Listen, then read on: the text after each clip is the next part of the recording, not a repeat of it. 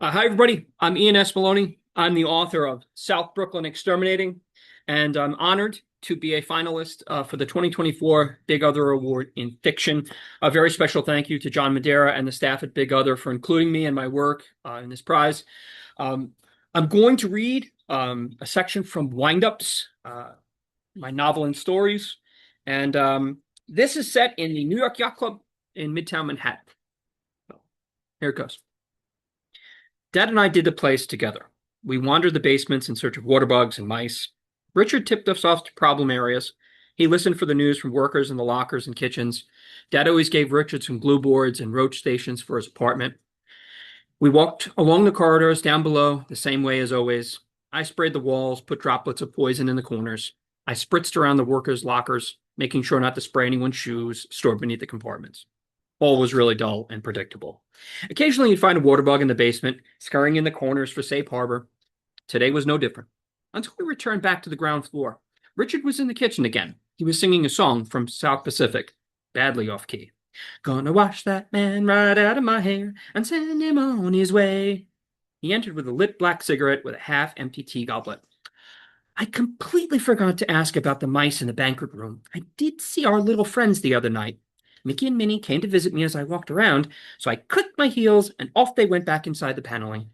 Oh, thanks for reminding me, Rich. We're going to get the flashlight and give a check in there. I did leave a catch-all in the fireplace last week. We'll see if we got anything. Richard shook when my father said this. The heebie-jeebies took hold of him and worked up his spine. He closed his eyes and started to walk away. I'd rather not be there for that, thank you very much. I'll let you boys attend to that business on your own. Good luck, young man. Toodles. Yep, leave it to the working men, Rich. We'll catch up when we're finished. Richard was off to the front entrance with a glass of tea. He was again singing South Pacific off tune, and I was stuck in the kitchen. I wasn't as fortunate. I left the remnants of the cold milk glass and walked behind Dad back into the darkened hall. Dad pulled out his black chargeable flashlight from the loop notch on his belt and shined the light toward the fireplace. His beams looked like dancing ghosts on the wall. The fireplace hasn't been used. I stared at the large painting above the fireplace, two ships at sea on calm waters, a serene mix of blues and greens. The ornate carved stone fireplace rose to the ceiling in curves and patterns. It was difficult seeing the figures in the dark. The room was warm, and the windows were cloaked in heavy, dark curtains. Dad turned around and handed me the flashlight.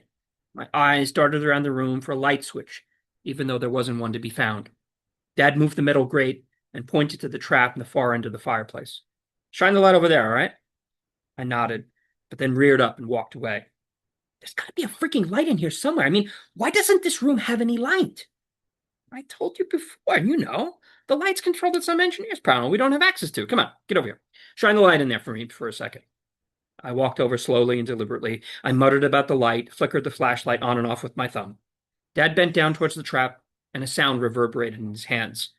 I stopped dead, frozen like a statue. Look at that, he said. I didn't want to look, now or ever. A powerful jolt of revulsion surged through my body. It was involuntary. I wanted to run back into the lights of the kitchen and drink the small drops of milk in my glass and find more cookies. My face flushed like the crimson carpet. Cold sweat developed on my neck. Something was about to occur. I felt it deep within me. Something awful was stirring inside. Something was alive in that trap in the fireplace. Dad had the cage in his bare hands, and it bounced around. The cage was greasy and dirty, as they all were. It had not been properly washed. The winding gears had a layer of black grease or dirt on it. The cage rattled back and forth in my father's calloused hands. Easy, fellas. Whoa. Fellas? More than one? It's two, it seems. What are you going to do? Mice in there were real. Alive. Dad took the flashlight from my hands and pointed the light through the holes of the metal cage. Two sets of black eyes glared back at me from inside the trap. Dad peered in at them. The bellies of the two mice were expanding and extinguishing rapidly, panting and moving about frantically, realizing the end was near. My mind was paralyzed with fear. But we just put it down, go back to the kitchen, forget about them. The words ran through my brain like a skipping record. Put it down, go back, forget them. Again and again, the phrase rolled through my mind.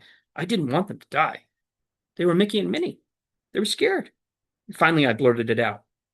Let's just put the cage down and go back to the kitchen. Forget about them. I mean, what can we do? What can we do with them? What the hell are you talking about, Jonah? We can't just leave them here for 2 weeks.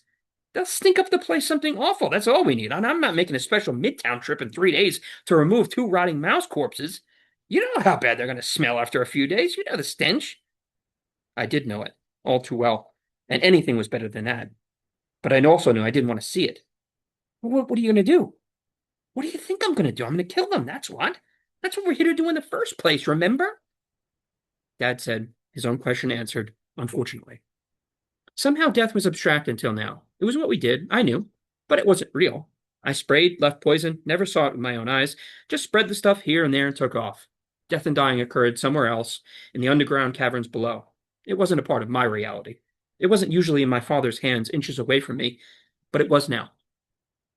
Dad, can't we just let them be? I mean, how are you going to get rid of them? I mean, kill them anyway. I'm going to open the top of the trap a smidge, then shut the lid on their heads and put them out of their misery. I watched Dad fill a bucket to drown a rabid squirrel. He dropped the cage in a pail of water after we trapped it. That was pretty awful. And I walked back to the truck to avoid seeing it, really. No such luck here. Nowhere to go. My mind battered the ideas of drowning and smashing skulls around. Neither seemed to work. I paced the rug, searching the walls for something to focus on. Terror seized me. Panting stomachs of the mice, my only consideration, and I knew why we were there. Finally. The milk, the coffee, the cookies, they weren't real. They didn't matter. These trophies and models weren't here for us to look at. We were here for things to die. I stopped walking around and returned to my father's side. Time to be strong. I pushed the squeamish feelings down into my tummy and felt my body tense up. My body tightened as I clasped my hands into fighting fists. I was a team member. I was an exterminator, or the son of one. Dare to kill things, period. Being disgusted was unmanly. I pushed it all the way down as I watched him slowly pull the top of the cage back one smidge. The fatal lid was about to break the necks of the 2 mice. Every part of my brain and body prepared for death, and I prayed to God for the mice to die quickly. In a flash, 2 mice were out of the trap. They hopped onto the red carpet and scurried between my legs. I jumped and yelled out, "Whoa, Jesus Christ!" 2 mice scuttled toward the kitchen and down the stairs to the basement below, and were gone. My father laughed, and I was panting with revulsion. My first words were a mixture of veiled machismo and relief. Oh my God, what do we do? I mean, do we go after them? You see where they went? I can't believe I got through that little slit in the openings. Yeah, it took off fast, right? Right through my legs. I was almost able to stomp them with my sneakers. My words were rapid fire. My stomach was in knots. My eyes were glistening in shock and relief. Dad smiled. And you know full well that my feet were floating inches off the ground when those mice flew out of the cage.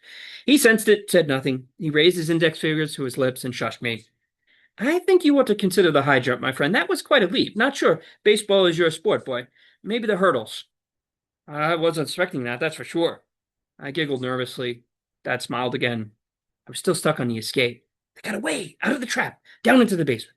The scurrying mice frenzied my brain, and the image of them fleeing was set in my mind. Thank God. They were gone. It was over. Or so I thought. Dad shrugged. He was happy too. They were gone. I could tell. His movements suggested some get away, some don't, and that was all right. A sigh of relief came from my lungs. Tension drifted out of my limbs. I sensed he'd let them escape for my sake. I was pretty sure that he did. He was about to rewind the trap and replace it when he paused and looked down in the middle cage. Ah, check that out. There were 3 of them in there. That phrase froze my soul. I walked toward Dad in a zombie trance, looked right into the basin of the metal windup. Dad was quite right. 3 mice were in there. 2 had escaped through my legs not more than 30 seconds ago. The third one was in the trap. It'd become breakfast, lunch, or dinner for the other 2. Carcass was still there. I stared at it and couldn't look away. A bit of the tail lay curled in sight. Blood in the cage bottom was mixed in with paws and some scraps of the head. The insides of the creature were eaten away, gnawed at with tiny razor teeth. That third mouse was considerably smaller than the other 2. Death occurred right there in that fireplace, maybe the night before, maybe a few days before. I smelled faint whiffs of death, rotting flesh coming from the bottom of the metal trap. That's how it works, I guess. Dad walked the trap to the garbage pail in the kitchen, opened the lid, and tapped the mouse remains into the can. I followed him silently as he went to the slop sink to clean and wipe down the trap. The bigger ones ganged up on and ate the smaller one, cannibalized him in order not to starve to death in there. After a day or so more, the 2 would have eaten each other. I guess it's survival of the fittest, nature red in tooth and claw. As he strode back to replace the trap in the fireplace, he saw my face. Struggle inside that trap was on replay. I was that mouse, about to be eaten by 2 other mice. beady black eyes glaring at me from across the cage. The ending couldn't be changed. Yachting paraphernalia was visible through the slats in the metal. Glorious photos and cups kept getting further and further away. Smiles and sails and trophies gave way to squeals and squeaks of the little mouse. I tried to push the picture from my mind, but it was stuck on a loop. All hope lost. Two predators moving closer in close quarters. Fight was all that was left. Flight was lost. Trapped in a window. Thanks very much for listening in, and I appreciate the time. Thanks.